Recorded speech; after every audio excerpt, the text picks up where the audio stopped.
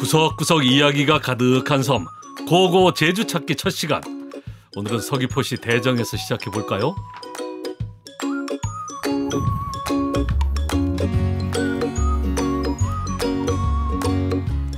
시청자 여러분 안녕하십니까? 저는 보물섬 고고 제주 찾기의 진행을 맡게 된 리포터 박성원입니다. 고고 제주 찾기는 역사와 문화를 찾아 여행을 떠나게 되는 프로그램인데요. 여러분들과 함께 제주 곳곳에 있는 보물과 같은 이야기를 찾아서 열심히 달려보도록 하겠습니다.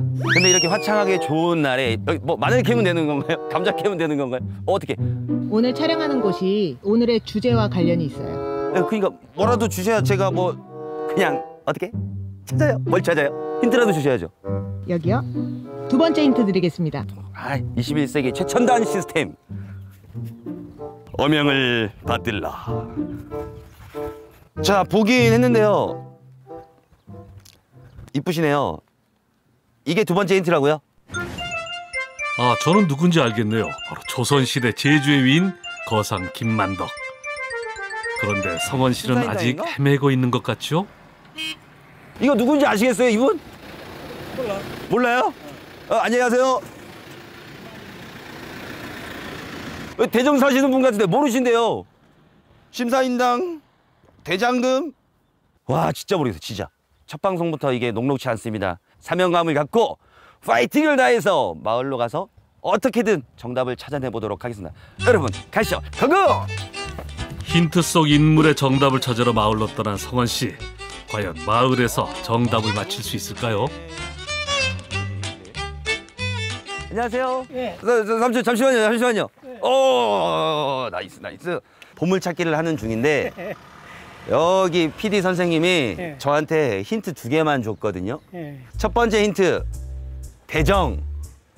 두 번째 힌트는 짜자잔. 제주도에서 말하는 김만덕 무슨 아닌가? 김만덕이요? 아니.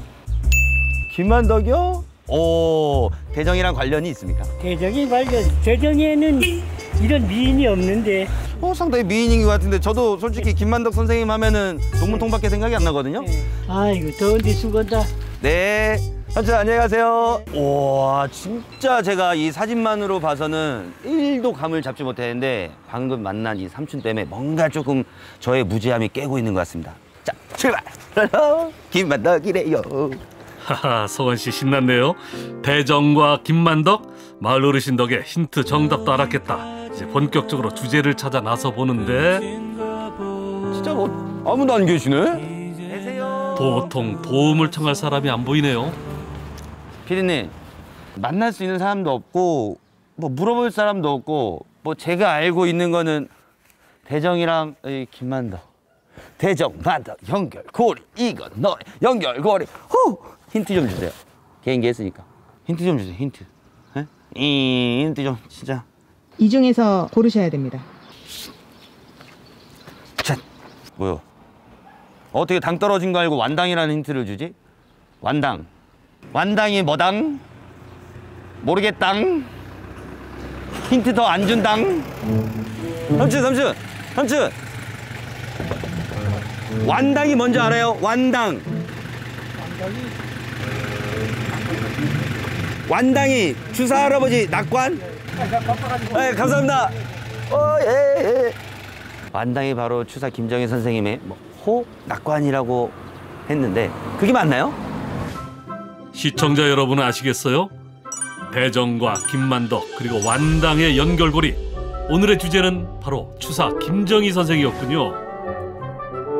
조선시대 제주로 유배온 인물 중에 빼놓을 수 없는 분이죠. 추사 김정희 선생의 유배 이야기 정말 기대되는데요.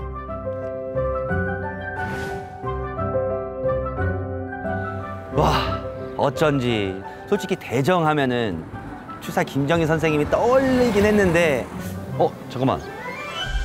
저기 성원 씨와 같은 족저를 들고 계신 분이 있군요. 혹시 오늘 저한테 자문을 주신 선생님 맞으세요? 네, 맞습니다. 선생님, 진짜 오늘 하루 종일 아무것도 안 가르쳐주고 너무 힘들었습니다, 선생님. 너무 보고 싶었어요. 오늘의 여정을 함께할 김진철 선생님입니다. 저랑 똑같은 족자를 들고 계신데 네네. 이분이 누구신가요? 네, 이분은 김만덕 선생님이죠. 맞죠? 네네. 저는 마을 분들 안 계셨으면 몰랐어요. 추사 선생님이랑 무슨 관계? 남매예요? 같은 김씨라는 공통점은 있는데 네. 추사 선생님이 유배를 왔을 때 이 김만덕 선생님의 나눔의 이야기를 듣고 글씨를 남겨서 후손들한테 선물을 줬습니다. 아하, 그래서 오늘 첫 번째 주제 힌트가 김만덕이었군요. 추사 선생은 은혜로운 빛이 세상에 퍼지다라는 뜻의 현판을 선물해 김만덕의 덕행을 기렸다지요. 선생님 진짜 한 가지 정말 궁금한 게 있는데 네네네. 아까 오다가 힌트로 뽑았어요. 완당이 뭐예요? 김정희 선생님을 부를 때 추사 김정희라는 게 상당히 익숙하잖아요. 네. 호라는 것을 하나만 있는 게 아니고 여러 개가 있습니다. 특히 이제 추사 선생님은 호가 뭐 수백 개가 된다고 할 정도로 호가 많았는데 가장 이제 대표적인 호가 이제 추사와 완당인 거죠. 선생님이 들고 계신 건? 제가 들고 있는 족자는 바로 이 그림인데요. 네. 이 그림 혹시 보신 적 있으세요? 여기 이제 나와 있잖아요. 여기 한자로. 그래. 세한도라고 하죠. 추사 세한도. 김정희 선생님의 대표적인 그림 중에 이제 하나입니다. 세한도는 추사가 자신의 유배 생활을 물심양면으로 도운 제자에게 고마움을 담아 선물한 작품이죠. 제주에서의 유배 생활이 없었다면 탄생할 수 없었던 희대의 명작 세한도는 현재 국보로 지정돼 보존되고 있습니다. 이 그림의 고향이 이제 대정이라고 할 수가 있죠. 그래서 이 추사 선생님이 이 유배 시절에 이런 이 세한도라는 훌륭한 작품도 그리시고 추사체라는 이 명필, 그 자신만의 글씨를 이제 완성을 하셨거든요.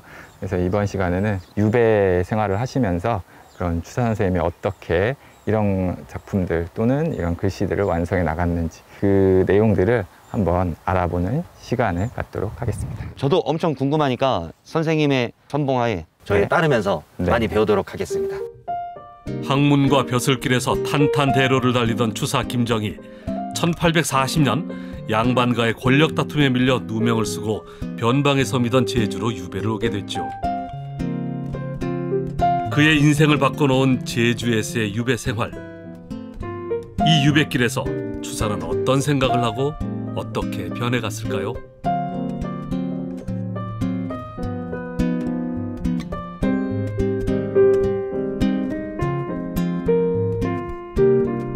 제주도까지 유배 얼마나 계신 거예요? 정확하게는 이제 8년 3개월 정도. 8년 3개월. 네, 그래서 이제 위리안치형이라고 하는데 네. 위리안치형을 받아서 이제 제주도로 유배를 오게 됩니다. 위리안치요? 네. 위리안치가 뭐죠? 처음 들어보는 것 같은데. 위리안치는 귀양을 보낸 중주인들의 거처에 탱자나무로 울타리를 쳐서 가두던 형벌입니다. 조선시대 최고형인 사형보다 한 단계 낮은 무거운 벌이었다고 하죠.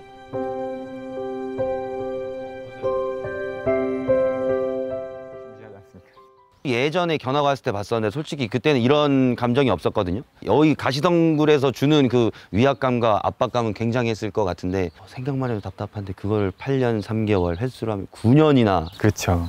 얼마나 힘드셨을까? 유배 초기 대정으로 가게 된 추사가 가장 오래 기거했던 곳이 이곳 강도순의 집이었죠. 지금은 추사 적거지로 잘 정돈돼서 관리되고 있는 이곳. 1984년 강도순 후손의 고중으로 다시 지어졌다고 하네요.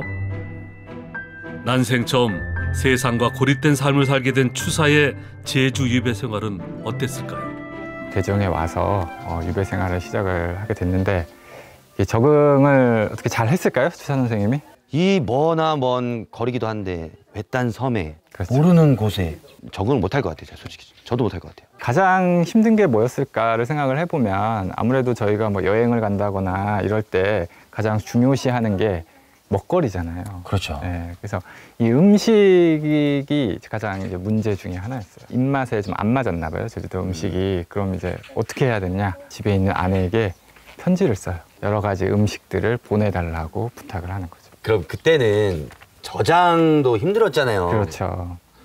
진짜 음식을 받아서 드셨나요? 네. 기록에 보면은 뭐 별별 음식이 다 있거든요. 네. 뭐 김치부터 시작해서 뭐 장아찌 같은 것도 보내달라고 하고 뭐 젓갈도 마찬가지고 민어 같은 생선도 보내달라고 할 정도였거든요. 심지어 뭐 인절미 같은 것도. 그래서 우리가 그걸 보면은 정말 추사 선생님이 초반에 유배 초반에 정말 음식 때문에 고생을 많이 했구나. 또 이제 부인은 또 부인대로 이 남편을 챙기려고 열심히 그거를 이 장만해서 보냈겠구나라는 걸 알 수가 있죠. 만약에 부인이라면 보내시겠어요? 남편이 만약에 유배를 갔다. 제가 부인 네네. 만약 부인이라면요? 네. 이놈의 양반이 그냥 거기 가서도 정신 못 차려가지고 입맛도 안 변하고 그냥 됐다 그래? 그냥 사 먹어라 그래? 그러겠죠 뭐. 근데 그거 아세요? 이 부인이 열심히 음식을 보내줬는데 네. 그게 유배 기간 내내 이어지진 않았어요. 유배 온 지 2년 만에 아내는 죽고 뒤늦게서야 아내의 죽음을 알게 된 추사. 어쩌면 이것이 유배보다 더 큰 형벌이었겠죠. 추사는 아내에게 미안한 마음을 시로 남겼습니다.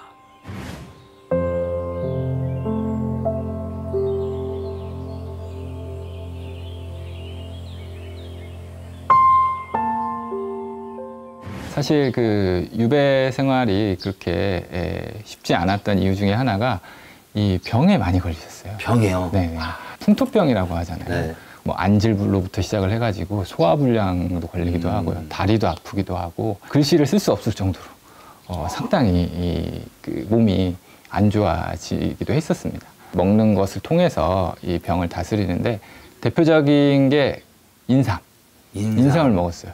서울에 있는 친구, 권돈이라는 친구분이 보내주기도 하고 또 장인식이라는 제주 목사분하고 또 친분이 있어서 그 목사분이 이제 인삼을 구해줘서 그것을 이제 그 추사 선생님 표현으로는 뭐 무 먹듯이 먹었다 이렇게 표현을 하거든요. 그때 당시 인삼은 얼마나 귀했나요?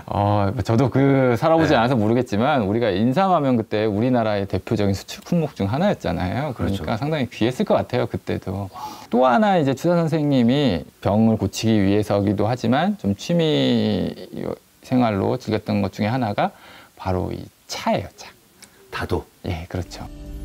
지금 제주는 다원이 많지만 당시에는 차를 재배하지 않았었죠.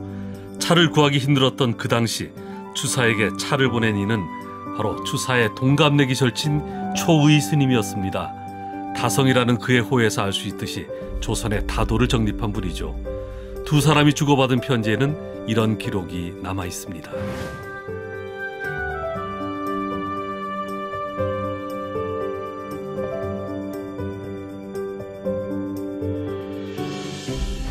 그리고 작년에 안 보냈으니까 작년 것까지 올해는 이제 2배로 보내라고.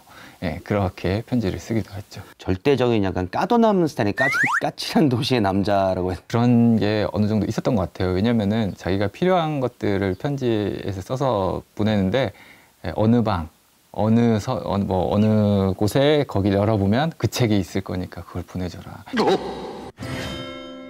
혹독했던 유배의 시간을 견뎌낼 수 있었던 건 추사를 걱정한 가족과 친구들의 마음 덕분이었겠죠. 그 고마움은 추사가 친구들에게 보낸 글을 통해 전해집니다. 선생님이랑 이 추사 적거지 안에서 이야기를 들으면서 했는데 진짜 궁금한 게 생겼거든요. 네, 어떤 겁니까? 이 집이 네. 개인 소유의 집이었잖아요. 그럼 그 비용은 누가 충당을 하시나요? 유배인이 부담을 하는 게 이제 원칙이죠. 지금 그냥 생각해도 꽤 들어갈 것 같잖아요. 유배는 기본적으로 무기징역이거든요. 그래서 언제 끝날지 알 수 없는 거죠. 사실. 이렇게 오늘 선생님을 모시고 이렇게 추사 김정희에 대해서 알아봤는데 정말 많은 거를 볼 수 있었고 몰랐던 거를 배우는 시간이었습니다. 유배지에 와서 정말 힘들게 생활한 이야기들을 많이 해드렸는데요. 아직 못다한 이야기가 너무 많기 때문에 네. 그래서 준비한 다음 이야기.